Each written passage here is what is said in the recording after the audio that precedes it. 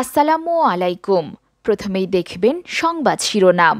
পুলিশি বাধায় নাগরিক ঐক্যের জনসভা পণ্ড, মান্না রবের উপর হামলার অভিযোগ।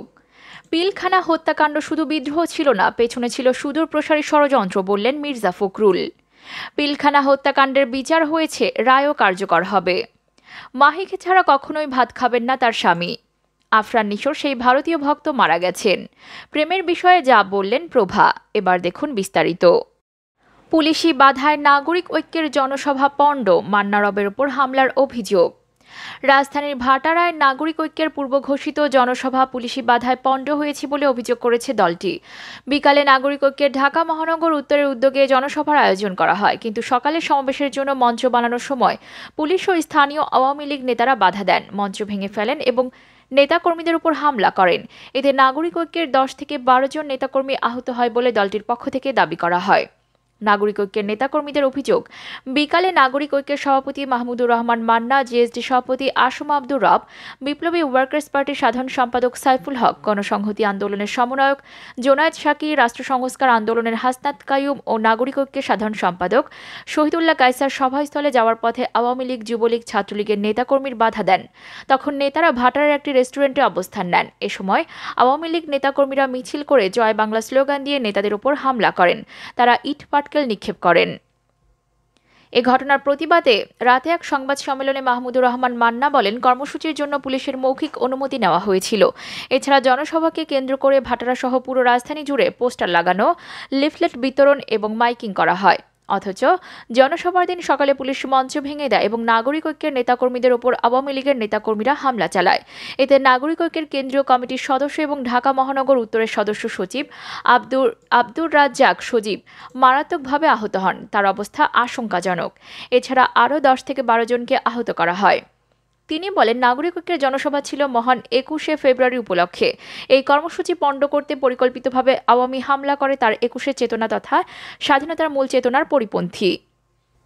অপরদিকে পিলখানা হত্যাকাণ্ড শুধু বিদ্রোহ ছিল না, পেছনে ছিল সুদূর প্রসারী ষড়যন্ত্র, বললেন মির্জা ফখরুল।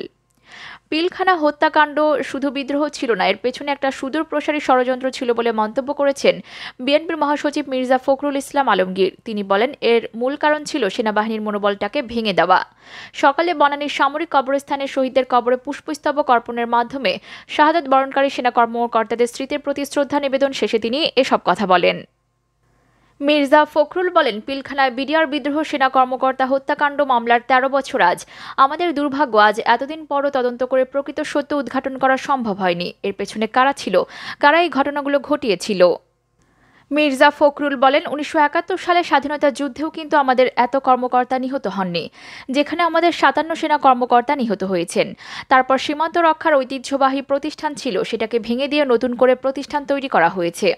হাজারো বিডিআর সৈনিকদের বিচার করা হয়েছে, কিন্তু এর পেছনে আসলে কারা, এর সুষ্ঠু তদন্ত রিপোর্ট আমরা পাইনি। সেনাবাহিনী দিয়ে তদন্ত করা হয়েছিল, তারাও রিপোর্ট প্রকাশ করেননি। এ সময় আরও উপস্থিত ছিলেন বিএনপির ভাইস চেয়ারম্যান মেজর অবসরপ্রাপ্ত হাফিজ উদ্দিন, সাবেক air vice marshal Altaf Hossain Chowdhury সহ আরও অনেকেই। এছাড়াও ছিলেন কল্যাণ পার্টির চেয়ারম্যান মেজর জেনারেল অবসরপ্রাপ্ত সৈয়দ ইব্রাহিম, এনপিপি চেয়ারম্যান ফরিদুজ্জামান ফরহাদ সহ আরও অনেকেই। অপরদিকে পিলখানা হত্যাকাণ্ডের বিচার হয়েছে, রায়ও কার্যকর হবে। পিলখানা হত্যাকাণ্ডের বিচার হয়েছে এবং রায় যথাযথভাবে কার্যকর করা হবে বলে জানিয়েছেন স্বরাষ্ট্রমন্ত্রী আসাদুজ্জামান খান কামাল। সকাল 9টা 13 বর্ণিস্থ সামরিক কবরস্থানে পিলখানা হত্যাকাণ্ডের শহীদদের কবরে পুষ্পস্তবক অর্পণের মাধ্যমে শ্রদ্ধা জানানো শেষে স্বরাষ্ট্রমন্ত্রী এই কথা বলেন। স্বরাষ্ট্রমন্ত্রী আসাদুজ্জামান খান কামাল বলেন, আপনারা বিচারের জন্য যেভাবে ধৈর্য ধারণ করে আসছেন, এভাবে ধৈর্য ধারণ করবেন, আপনারা এই ঘটনার বিচার দেখতে পারবেন। তিনি বলেন, আপনারা এটাও দেখেছেন, বঙ্গবন্ধু হত্যা মামলার বিচার করতে অনেক সময় লেগেছে।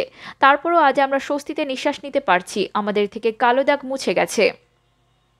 আমরা অবশেষে বঙ্গবন্ধুর হত্যার বিচার করতে পেরেছি। এভাবে নৃশংস হৃদয় বিদারক ঘটনা ঘটবে আমরা কল্পনাও করিনি। কতিপয় বিপথগামী বিডিআর সদস্যরা এই ঘটনা ঘটিয়েছে।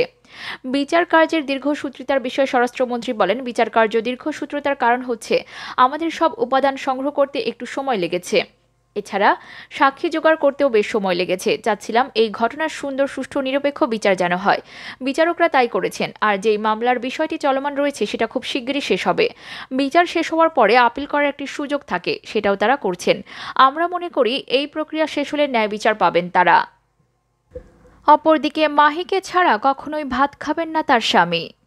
সম্পর্ক মানেই প্রতিশ্রুতি, সারা জীবন একসঙ্গে থাকার প্রতিশ্রুতি, কখনো প্রতারণা না করার প্রতিশ্রুতি, এমন আরও কত কি। কিন্তু ভাত খাওয়া নিয়ে কোনো প্রতিশ্রুতির কথা শুনেছেন কি? এমনই ব্যতিক্রম উদাহরণ তৈরি করলেন ঢাকায় সিনেমার জনপ্রিয় নায়িকা মাহিয়া মাহি। জানালেন তার স্বামী রাকিব সরকার তাকে ছাড়া কখনোই ভাত খাবেন না। রাকিবের সঙ্গে তোলা কয়েকটি ঘনিষ্ঠ ছবি পোস্ট করেছেন সোশ্যাল অ্যাকাউন্টে। সেটার ক্যাপশনে মাহি প্রতিশ্রুতি বিষয়টি জানিয়েছেন। লিখেছেন, সে প্রতিশ্রুতি দিয়েছে এবং সে তার প্রতিশ্রুতি কখনো ভাঙে না। আমাকে ছাড়া ভাত খাওয়া যাবে না, তাই তো রাকিব সরকার। মাহির এই পোস্টের নিচে মন্তব্য করেছেন রাকিবও। লিখেছেন, আমি কখনোই আমার প্রতিশ্রুতি ভঙ্গ করব না এবং এটাও প্রতিশ্রুতির একটি অংশ, যদিও প্রতিশ্রুতিদাতা সবসময় ভেঙে ফেলে তার। স্বামীর মন্তব্যে ভালোবাসা জানিয়ে প্রতি উত্তরে মাহিয়া মাহি লেখেন, আমার ভালোবাসা নাও স্বামী। মাহি ও তার স্বামীর এই মিষ্টি মধুর খুনসুটি হরহামেশাই দেখা যায়। কিছুদিন আগেই স্বামীকে বাহুবলীর সঙ্গে তুলনা করেন নায়িকা। তার মতে বাহুবলীর মতো রাকিব তাকে সর্বদা আগলে রাখবেন। উল্লেখ্য, মাহি ও রাকিব বিয়ে করেছেন গত বছরের 13 সেপ্টেম্বর। ওই বছরের মে মাসে তিনি দ্বিতীয় স্বামী পারভেজ মাহমুদ অপুর সঙ্গে বিবাহ বিচ্ছেদের ঘোষণা দেন নায়িকা। রাকিবকে বিয়ের পর কিছুদিন আগে তিনি স্বামীর পদবী সরকারও নিজের সঙ্গে যুক্ত করেছেন। এখন তার নাম মাহিয়া সরকার মাহি। বিয়ের পর স্বামীকে নিয়ে সুখে কাটছে মাহির দিন। গত বছরের শেষ দিকে মক্কায় গিয়ে ওমরা করেছেন।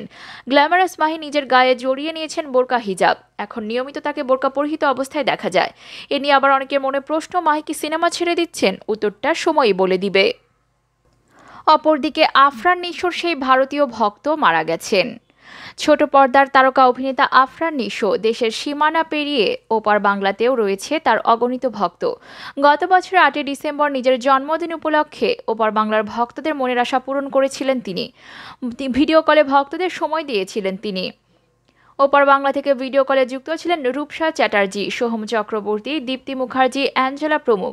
তাদের সঙ্গে 1 ঘন্টা আড্ডা দেন আফরান নিশো। সে সময় রূপসা চ্যাটার্জি বলেন, আমি আপনার ডাই হার্ট ফ্যান কিনা জানি না, এতটুকু জানি উঠতে বসতে খেতে ঘুমাতে সবখানে নিশোকে দেখি। তিনি আরও জানান, জন্মদিনে তিনি কোনো কেক কাটেননি, কিন্তু কেকের টাকা দিয়ে কিছু দুস্থ মানুষকে খাইয়েছেন। শুধু তাই নয়, রূপসা তার হাতে নিশোর নামে ট্যাটু করেছেন। ভিডিও কলে সেটাও নিশোকে দেখান তিনি। ভক্তের এমন কাণ্ড দেখে বিস্ময় প্রকাশ করেন নিশো। তিনি ওই ভক্তকে জিজ্ঞাসা করেন, এটা কি সত্যি? রূপসার ট্যাটু দেখিয়ে বারবার বলেন, হ্যাঁ, এটা সত্যি। 25শে ফেব্রুয়ারি না ফেরার দেশে পাড়ি জমিয়েছেন নিশোর সেই ভক্ত রূপসা। এদিন দুপুরে স্ত্রীর মৃত্যুর খবরটি নিশ্চিত করে ফেসবুক টাইমলাইনে রূপসার ছবি পোস্ট করে অনেকগুলো কান্নার ইমোজি দিয়েছেন তার স্বামী অজয় কুমার চ্যাটার্জি। তিনি লিখেছেন, শি ইজ নো মোর। ফেসবুকে বাংলা নাটক নামে একটি গ্রুপের সদস্য ছিলেন রূপসা। সেখানে তিনি নিয়মিত নিশোর ছবি আপলোড করতেন। প্রিয় অভিনেতা নাটকের প্রশংসা করে স্ট্যাটাস দিতেন। 21 ঘন্টা আগেও তিনি গ্রুপে লিখেছিলেন, তাহলে কি সিন্ডিকেট আসছে? অধীর অপেক্ষায় আছি আমরা। এমনকি এখনও রূপসার ফেসবুক আইডির স্টোরিতে নিশোর রেড রাম ওয়েব ফিল্মের ভিডিও দেখা যাচ্ছে। রূপসার মৃত্যুর কারণ জানিয়ে বাংলা নাটক গ্রুপের অ্যাডমিনদের মধ্যে জনি বিয়া নামে একজন বলেছেন, শুনেছিলাম রূপসা দিদি ক্যান্সারে ভুগছিলেন। অপরদিকে প্রেমের বিষয়ে যা বললেন প্রভা। দীর্ঘ 1.5 যুগের বেশি সময় ধরে মিডিয়াতে নিয়মিত অভিনয় করছেন সাদিয়া জাহান প্রভা। এখন প্রভা ব্যক্তিগত জীবনে একেবারে নিজের মতো করে আড়ালে রাখেন। এই সময়টাতে এসে সবাই যখন সামাজিক মাধ্যমে নিজেকে মেলে ধরেছেন, প্রভা ঠিক তার বিপরীতে নিজের ফেসবুক অ্যাকাউন্টটিও রাখেন প্রাইভেসিতে। নতুন বছরের শুরুতে প্রভার সঙ্গে গায়ক ইমরানের প্রেমের গুঞ্জন চাউর হয়। বিভিন্ন সময় ইমরানের সঙ্গে তোলা ছবি শেয়ার করতেন প্রভা। ইনস্টাগ্রামে একজনের ছবির অন্যজনের রসালো পুনঃমন্তব্যে ভক্ত অনুরাগীদের মাত্রা বহুগুণ বাড়িয়ে তোলে সন্দেহের, যদিও তাদের পক্ষ থেকে কোনো স্পষ্ট প্রতিক্রিয়া এখনো পাওয়া যায়নি।